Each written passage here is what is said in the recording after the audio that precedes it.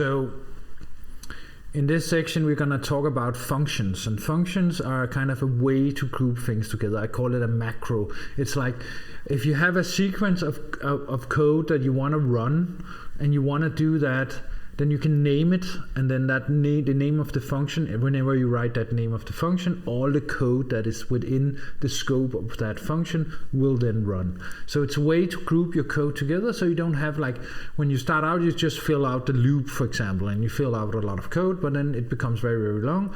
But then if you can then take parts out and put down in functions, it's a way to kind of group them together. And also if you use the same group of codes many times, then functions is the way to kind of use them, reuse the same code multiple times. So let's jump into the coding part of this. So if we look at this, it's the standard setup here, and let's say we want to kind of, first I actually want to say this is a function, this is a function, and then we can make another function here. So this is also a function that is a part of the serial library. This is a function that's part of the serial library. So we can make functions, and we already use functions all the time. So when we say digital read, for example, that's a function we're using. So now I'm just gonna make one that's called my function down here. And notice that it says void, and then it says my function, and then the parentheses, and then you have a scope start and a scope end. So that's a function. And in here, whatever is in here is run every time I call this function. So I can say serial print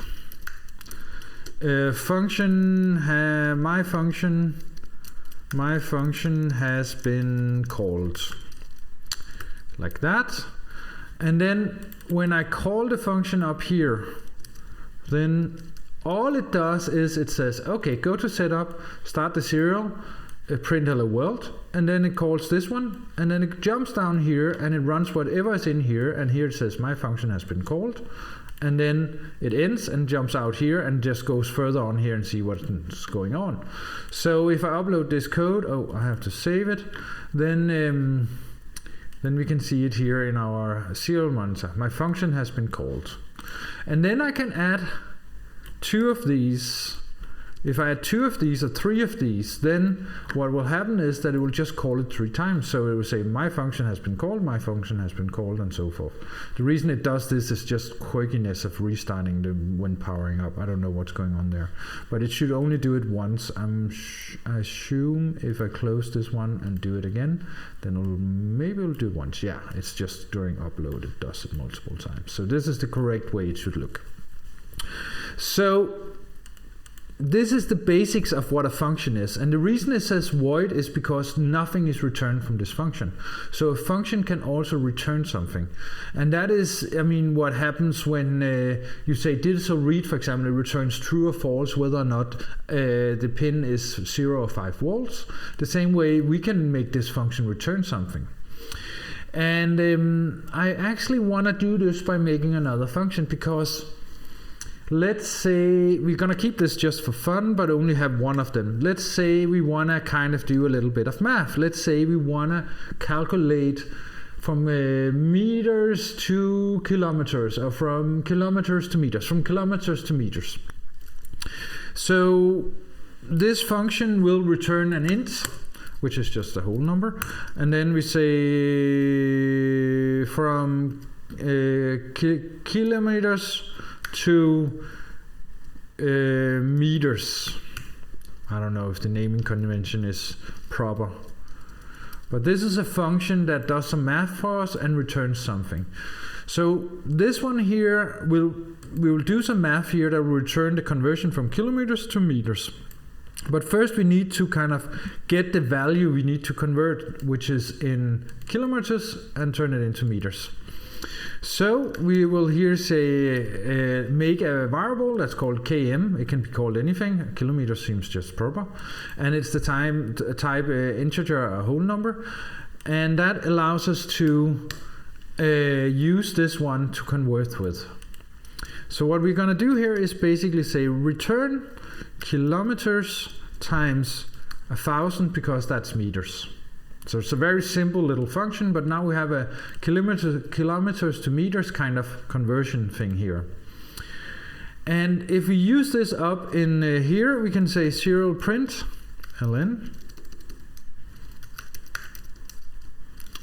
And we can say kilometers to meters, and then we say 5 kilometers. How many meters is that, basically? Let's see. And it prints out that that is 5,000 meters. So what happens here is the code goes in, says serial begin, prints hello world. We can see that. I'm just going to clean it up so it's clear, so we see it the proper kind of setup. That is the right one. So it says hello world. That's what we have here. Then it calls my function, which jumps down here, does whatever is in here, and that is just writing out to the prompt saying my function has been called. Then it jumps down to this one that says print whatever is returned from this guy here. And this guy here says, okay, I'm going to give you the value 5. That's the value of km. Then I'm going to use the 5 and say 5 times 1,000 and return that back to this print line that is then going to print it out on the screen and say 5,000.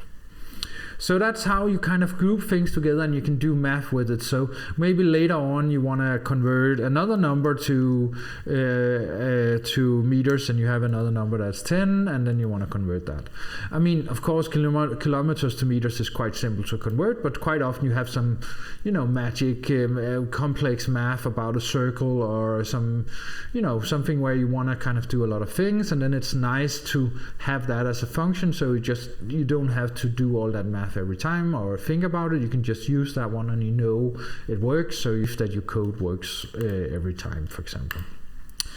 Yes, so that was a simple introduction to functions.